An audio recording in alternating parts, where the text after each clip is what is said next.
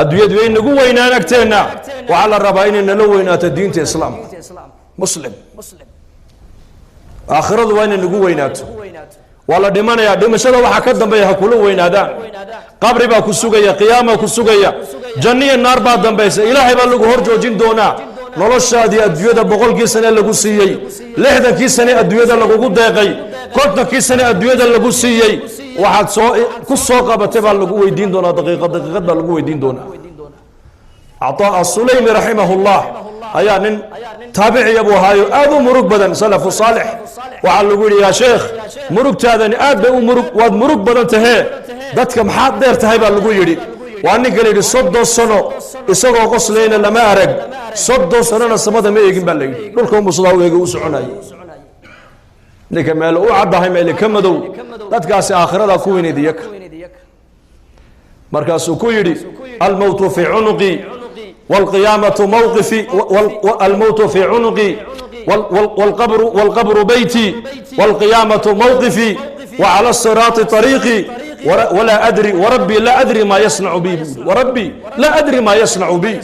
وحيدي محان مرغونين محان لم مرغونين بويدي غيري با قورتا يسوران قبرنا وأقل كيغي قيامهنا واللي جوجين دونا أفرتن كن أو سنبري ابن عباس وفي يوم كان مقداره 50,000 سنة أفرتن كن أو سنبري ابن عباس أيا اللي جوجي دونا بنك قيامة طبعا كن أو سنة حسابتها كل ماني دونت بل ساعد هلك جوكسو مالين ما جوجي كرنمل أفرتن كن أو سنة أيا سيدا لو تاغنا بري ابن عباس ومفسر في القرآن wax ka hore wax ciidada ka wax kuleelka ka hareynaya ma jiro meel la fariisanaya male meel biyo laga cabaya male geel la harsanaya male yawma yafirru al-mar'u min akhihi wa ummihi wa abihi wa sahibatihi wa banihi likulli imri'in minhum yawmaydin sha'nun yughnihi wa lima wa malin bayda hayri wa malin habeen lama sheegin yawma yanzuru al-mar'u ma qaddamat yadahu يوم لا تملك نفس لنفس شيئا يوم تبيض وجوه وتسود وجوه يوم ينظر المرء ما قدمت يداه يوم يعض الظالم على يديه يومئذ تعرضون لا تخفى منكم خافية ذلك يوم التغابن قرآن قال له شيء ويوم ومالين كليا حبين ملا مالين تاس ومالين تاس هيسوق يسبود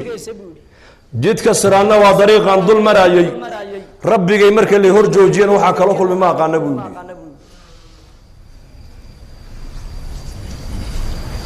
لا هبين بيس إحدان ولا مالين بيس إحدان ذاتك آخرته أي قلبي جوجا كله بعدي أياك غسل لما أركن أياك الدنيا السنة لما أركن عمر بن الخطاب رضي الله عنه والصحابة وهرير السعودان أيام ميل مزبلة ماشن قشن قب كليلا وسخذ اللغو الصبو أيو عمر اسكورتاقي مركب الصحابة دي الرجل السعودية أجلدها ويقب سدين إلى عمامته دي أي سدا إبادان مركز عمر كويري هذه دنياكم التي تحرسون عليها أدوية أدمالني هبين أدود دا ليسان هل كيكون دميسان نتوسيني إيقب وكويري وطاس